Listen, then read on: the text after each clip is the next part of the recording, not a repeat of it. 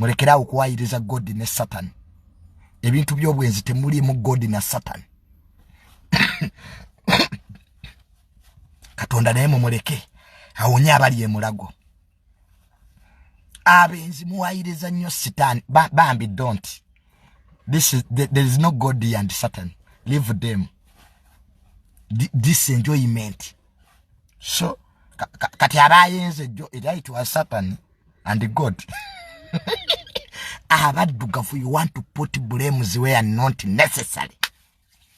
Abadugafu mubakwe kati wolema kubulaminga buli omu ng'otandika. That was Satan tomuwayiriza. Don't blame Satan. Obwenzi it's a choice.